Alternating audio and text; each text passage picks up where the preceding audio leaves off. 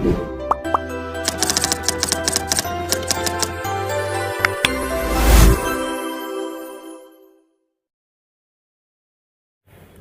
दोस्तों, welcome to ट्रांजेंट academy. तो friends, आशा राखું છું તમે બધા મજામાં છો, મસ્ત છો। ડિપ્લોમા સેમેસ્ટર 1 આની પહેલાં આપણે એક લેક્ચર્સ લીધેલો હતો, બરાબર। ડિટર્મિનન્ટનું બેઝિક સમજાવ્યું હતું। હવે નેક્સ્ટ 8 લેક્ચરને આપણે આગળ કન્ટિન્યુ કરીએ છીએ, બરાબર।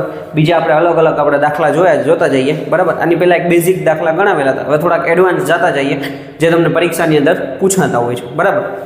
હવે અહીંયા ક્વેશ્ચન નંબર 1 તમને આપેલો છે 5 + √3, 3 - √5, 3 + √5 અને 5 - √3 આવી રીતના આપણને આપેલું છે, બરાબર।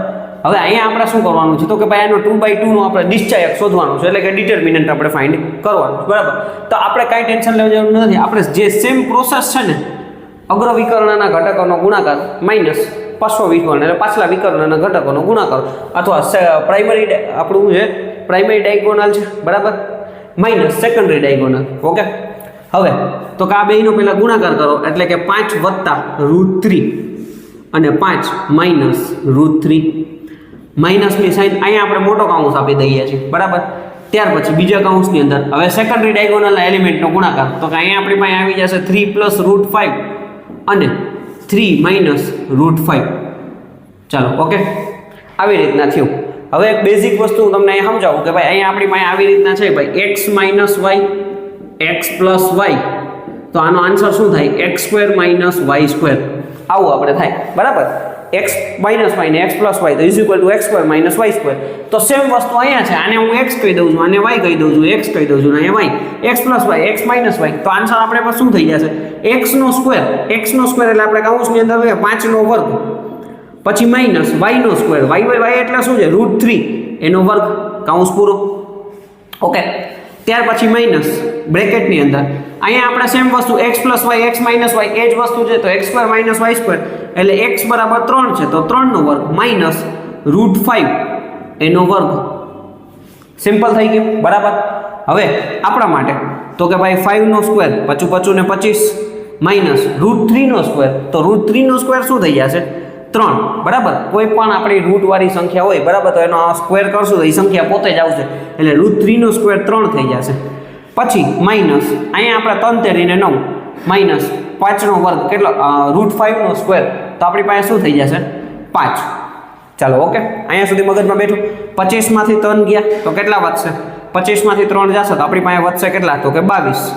ત્યાર પછી અહીંયા માઇનસ 9 માંથી 5 ગયા, 9 માંથી 5 ગયા તો કેટલા વધશે? 4। હવે 22 માંથી 4 ગયા, બરાબર, તો આપણી પાસે કેટલા વધ્યા? 18। આ આપણો જવાબ આવ્યો, બરાબર। સાવ સિમ્પલ પ્રોસેસ છે, જે આપણી મેથડ છે એને ફોલો કરતું જવાનું છે, બરાબર। અને આ તમને જે યાદ આવડતું હોવું જોઈએ, નકર તમારે શું કે આખો ગુણાકાર, આનો ગુણાકાર આની હારે, આનો ગુણાકાર આની હારે, પછી આનો ગુણાકાર આની હારે, આનો ગુણાકાર, આખી પ્રોસેસ કરવી પડે। પણ તમને યાદ છે કે ભાઈ x² - y² થશે, x + y અને x - y નો ગુણાકાર કરીએ તો આપણે x² - y² થશે, તો આ તમે ડાયરેક્ટ ઇઝીલી સોલ્વ કરી શકો છો, બરાબર। આ દાખલો તમારા માટે છે, હું ગણાવું છું, પણ તોય તમે ગણતરી કરો, તમારો આન્સર સાચો આવે છે કે નહીં, બરાબર। એટલે વિડીયો પોઝ કરીને તમે ગણતરી કરો, બરાબર, પછી ચેક કરો કે ભાઈ આન્સર સાચો આવે છે કે નહીં। બાકી હવે હું સ્ટાર્ટ કરાવું છું, બરાબર। સેમ વસ્તુ, સેમ પ્રોસેસ, બેયનો ગુણાકાર કરો, પ્રાઇમરી જે આપણા પ્રિન્સિપલ ડાયગોનલ છે અથવા પ્રાઇમરી ડાયગોનલ છે એનો ગુણાકાર, બરાબર। એટલે અહીંયા આપણે કાઉન્સ કરી નાખીએ તો કે ભાઈ 7 + √3 અને 7 - √3, ચાલો, ઓકે। કાઉન્સ પૂરો, માઇનસની સાઇન, ઓકે। ત્યાર પછી હવે આપણી પાસે શું થઈ જશે તો કે સેકન્ડરી ડાયગોનલના એલિમેન્ટનો ગુણાકાર, બીજા કાઉન્સની અંદર 3 - √5 અને 3 + √5, સિમ્પલ। હવે આપણને ખબર છે x + y, x - y, તો x² - y², તો x² - y² એટલે x બરાબર કોણ છે? 7 નો વર્ગ માઇનસ y² એટલે √3 નો સ્ક્વેર, ચાલો, ઓકે। આ આપણને મગજમાં બેઠી ગયું, માઇનસની સાઇન એમણમ। હવે 3 નો સ્ક્વેર માઇનસ √5 નો સ્ક્વેર, બરાબર, 7 × 7 = 49 માઇનસ √3 નો સ્ક્વેર એટલે કે 3, આને આપણે કાઉન્સમાં જ રાખશું, બરાબર। √3 નો સ્ક્વેર 3 થશે। ત્યાર પછી માઇનસ 3 તેરીને 9 માઇનસ √5 નો સ્ક્વેર, તો કે 5। 49 માંથી 3 ગયા કેટલા વધશે? તો કે 46 વધશે, બરાબર, આપણે કાઉન્સની જરૂર નથી, સીધે સીધું. અને માઇનસ 9 માંથી 5 ગયા તો કે 4 વધ્યા, 46 માંથી 4 ગયા તો આપણો આન્સર આવ્યો 42. 42 આપણો આન્સર આવ્યો. બરાબર, તો આ દાખલા પરીક્ષામાં પૂછાયેલા છે, ઇઝી દાખલા છે, ઘણા બધા તમને આમાં કામ લાગશે. બરાબર, વ્યવસ્થિત રીતે પોઝ કરીને લખી લ્યો, નોટ્સ સાથે સાથે બનાવતા જાજો એટલે તમને ઘણો ફાયદો થશે. ઓકે ફ્રેન્ડ્સ, તો એના પછી આપણે હવે બીજા દાખલા જોતા જઈએ. બરાબર, હવે એક્સ વાળો દાખલો તમને આપેલો છે, પણ તમને એ કીધું છે ડિટર્મિનન્ટ ફાઇન્ડ કરવાનું. બરાબર, x+1 x અને x-1. તો સેમ આપણી જે પ્રોસેસ છે, પ્રિન્સિપલ ડાયગોનલના એલિમેન્ટનો ગુણાકાર કરવો એટલે x+1 બીજા બ્રેકેટની અંદર x-1 આપણે અહીંયા મોટો કાઉન્સ કરી નાખીએ અને માઇનસ આ x ગુણ્યા x કરશું એટલે એ આપણી પાસે આવી જશે કેટલું, તો કે x² થઈ જશે એટલે x². બરાબર, કોઈ પણ x ગુણ્યા x તમે કરશો, x ગુણ્યા x બરાબર x² થશે. આ એક વસ્તુ તમારે ખાસ ધ્યાન રાખવાની છે. હવે અહીંયા x+1 x-1 હમણાં જે હતું એ જ x+y x-1 એટલે x² - y². બરાબર, તો સેમ વસ્તુ અહીંયા થઈ જશે કે અહીંયા આપણે હવે આપણી પાસે શું થઈ જશે, x² પછી માઇનસ 1 સ્ક્વેર, માઇનસ નહીં ખાલી 1 સ્ક્વેર એટલે 1 સ્ક્વેર તો 1 જ થશે. બરાબર, તો એક સ્ટેપ વધારવા માટે અહીંયા આપણી પાસે થઈ જશે x². હવે અહીંયા x² - 1 1 નો વર્ગ 1 થઈ જશે માઇનસ x². આ બે આપણે પાસે થઈ ગયા કેન્સલ, x² કેન્સલ થઈ ગયા કારણ કે આ પ્લસ છે, આ માઇનસ છે. તો આન્સર શું આવ્યો આપણી પાસે, -1. આ આપણો જવાબ છે. સાવ સિમ્પલ દાખલો છે, પરીક્ષામાં પૂછાયેલો દાખલો છે. બરાબર, ખાલી શું કરવાનું છે, બેનો ગુણાકાર, પ્રિન્સિપલ ડાયગોનલના એલિમેન્ટનો ગુણાકાર માઇનસ સેકન્ડરી ડાયગોનલના એલિમેન્ટનો ગુણાકાર. પ્રોસેસ તમને આવડતી હોવી જોઈએ. x જોઈને ગભરાઈ જવાનું નથી. હવે આપણે અહીંયા જુઓ, તમને છે ને શું કીધું છે, x નું મૂલ્ય શોધો, x ની વેલ્યુ આપણે ફાઇન્ડ કરવાની છે. બરાબર, x આપેલો છે 2 છે અને 1 છે ઇઝ ઇક્વલ ટુ 0. 0 છે એ નિશ્ચયક નું મૂલ્ય એટલે કે ડિટર્મિનન્ટ આપણને આપી દીધો છે, ભાઈ ડિટર્મિનન્ટ આનો 0 થાય છે, પણ x ની કઈ વેલ્યુ એ ડિટર્મિનન્ટ 0 થશે એ આપણે ફાઇન્ડ કરવાનું છે. તો એના માટે સિમ્પલ બેનો ગુણાકાર, પ્રિન્સિપલ ડાયગોનલના એલિમેન્ટનો ગુણાકાર એટલે કે x ગુણ્યા 1 માઇનસ 2 ગુણ્યા 2 એના બરાબર 0. x ગુણ્યા 1 એટલે x થઈ જશે માઇનસ 2 દુ ને 4 એના બરાબર 0. માઇનસ 4 છે એ ઓલી બાજુ જશે, બરાબર ની ઓલી બાજુ જશે એટલે એ શું થઈ જશે, +4.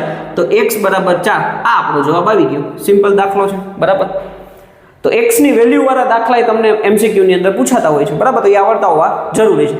હવે આ તમને સમજાણું હોય તો તમે આ ત્રણે દાખલા જાતે તમારી રીતે ગણતરી કરો વિડીયો પોઝ કરીને. બરાબર, પછી અત્યારે હું ગણાવું છું એટલે તમે જોતા જાઓ તમારો આન્સર સાચો પડે છે કે નહીં.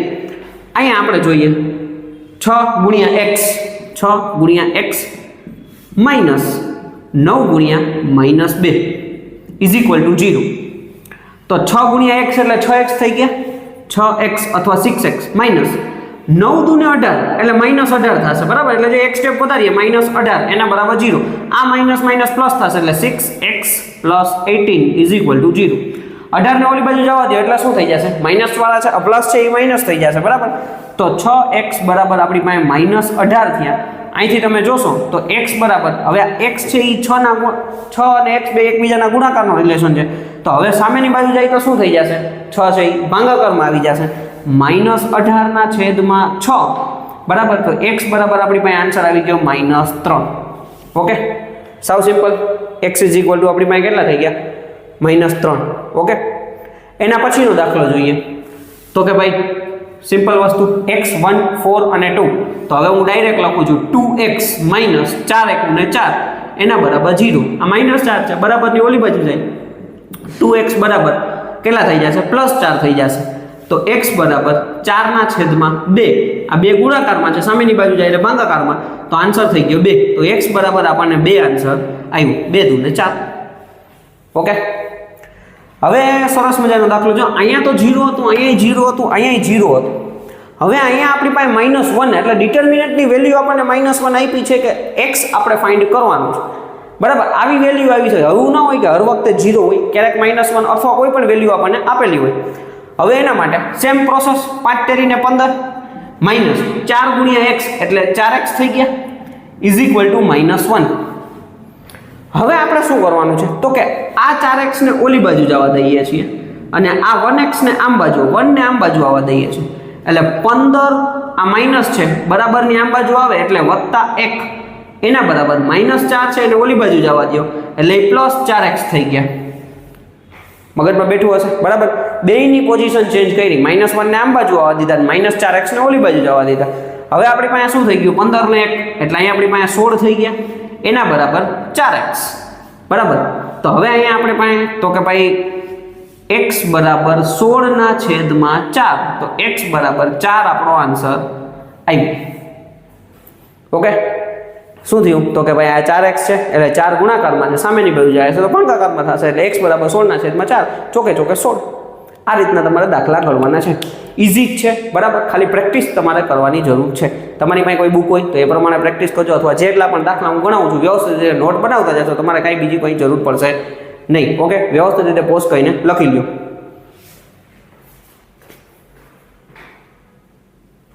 ઓકે ફ્રેન્ડ્સ, તો હવે આપણે બીજા એડવાન્સ દાખલા જોઈએ બરાબર, x વાળા પણ થોડાક એડવાન્સ દાખલા. અહીંયા તમને એમ કીધું છે x - 3 1 2 અને x - 2 એના બરાબર 0. આવો તમને એક્ઝામ્પલ આપેલો છે બરાબર. તો આપણે જે મેઇન પ્રોસેસ છે એ પ્રમાણે પ્રિન્સિપલ ડાયગોનલના એલિમેન્ટનો ગુણાકાર માઇનસ સેકન્ડરી ડાયગોનલના એલિમેન્ટનો ગુણાકાર.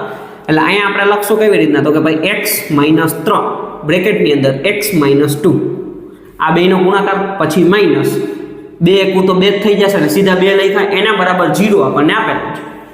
હવે અહીંયા આપણી પાસે શું થઈ જાય છે, અહીંયા આપણે બેયની વેલ્યુ સરખી નથી બરાબર. x - y x + y = x2 - y2 નહીં થાય. અહીંયા તમારે ગુણાકાર કરવો જોશે એટલે અહીંયા થઈ જશે આપણી પાસે કેટલું તો કે x2 પછી x નો ગુણાકાર 2 આરે એટલે -2x. ઓકે, 3 નો ગુણાકાર 1 આરે x આરે એટલે અહીંયા -3x થઈ જશે, અને માઇનસ માઇનસ પ્લસ 3 દૂને 6 -2 આ તો એમણે રહેશે = 0. હવે અહીંયા તમે જુઓ તો અહીંયા આપણી પાસે શું થઈ જશે તો કે x² - 3 ને 2 કેટલા થઈ ગયા, 3 ને 2 5 એટલે -5x + 6. આ માઇનસ ને કાઉન્સ છોડી નાખે એટલે -2 = 0. આની કઈ જરૂર નથી બરાબર. 6 માંથી 2 ગયા, 6 માંથી 2 જશે તો શું વધશે, 4 વધ્યા બરાબર. તો x² - 5x + 4 = 0. મોટા પદની સાઈન એટલે +4 રહેશે બરાબર. 4 હવે આ દ્વિચલ સુરેખ સમીકરણ થઈ ગયું. તો કે 4 ના એવા ભાગ પાડો કે સરવાળો કરતા 5 આવે, તો કે 4 એકુ ને 4, સિમ્પલ વસ્તુ છે બરાબર. આવી રીતના આપણે સાઈડમાં જો હું તમને બતાવું, અહીંયા 4 એકુ 4 આવી રીતના તમારે લખવાનું બરાબર. હવે તો કે ભાઈ 4 પર કઈ સાઈન છે તો કે પોઝિટિવ સાઈન, માઇનસની સાઈન x ની આગળવાળી સાઈન છે ને મોટા પદને આપવાની એટલે માઇનસ પ્લસ માઇનસ આગળ x લખી નાખવાનું, એટલે દ્વિચલ સુરેખ સમીકરણના ભાગ પાડતા મેં તમને શીખવાડ્યું બરાબર. તો અહીંયા હવે આપણી પાસે શું થઈ જશે, x - 4 x - 1 = 0, 4 એકુ ને 4 આ રીતના થશે આપણે બરાબર. હવે તો કે બે ભાગ પડશે અહીંથી, x - 4 = 0 x - 1 = 0.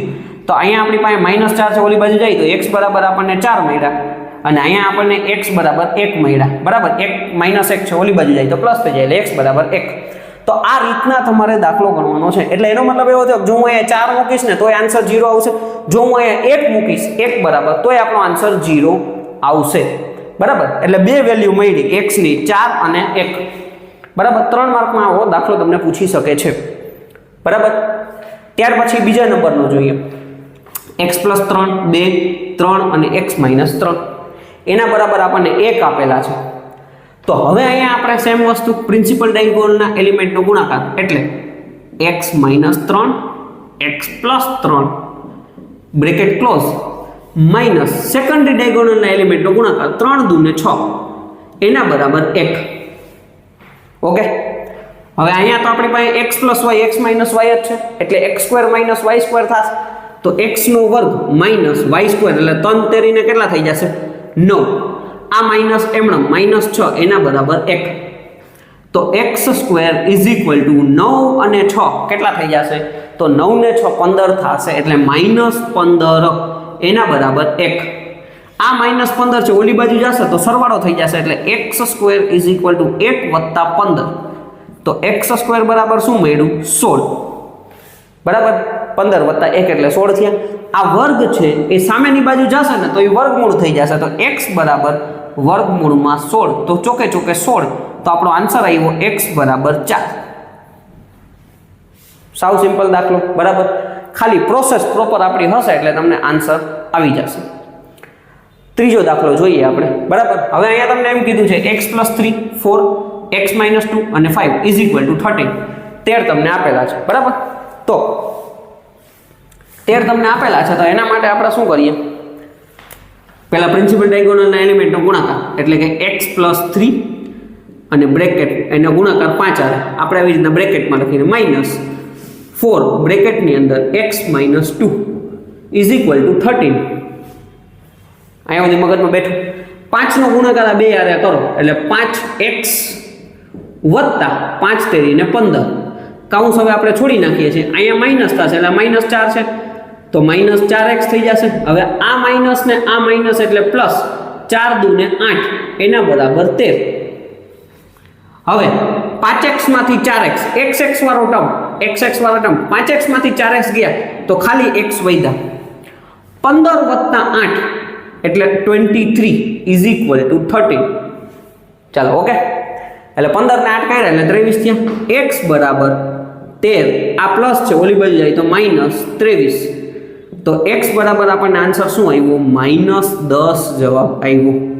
13 માંથી 23 જશે તો -10. બરાબર, તો -10 આપણો આન્સર આવશે. એટલે x બરાબર તમે -10 મૂકશો તો આપણે આન્સર ફાઇનલ કેટલો આવશે? ડિટર્મિનન્ટ આપણને 13 મળશે. આવું આ કેવા માંગે છે. બરાબર, એટલે આ 3 એડવાન્સ દાખલા હતા.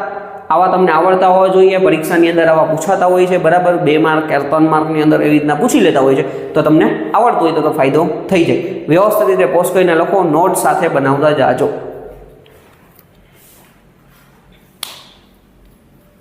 ઓકે ફ્રેન્ડ્સ, તો 2x2 ના જેટલા દાખલા છે, બરાબર, જે મેઇન એક્ઝામ્પલ છે એ બધા મેં તમને વ્યવસ્થિત રીતે કરાવી દીધા છે. બરાબર, હવે નેક્સ્ટ લેક્ચરની અંદર આપણે થર્ડ ઓર્ડર ડિટર્મિનન્ટ, બરાબર, એટલે કે 3x3 ના જે એક્ઝામ્પલ છે એ આપણે ગણતા જશું. બરાબર, આ વિડીયોની અંદર કંઈ પણ ક્વેશ્ચન હોય તો તમે કમેન્ટ કરી શકો છો. Thank you friends.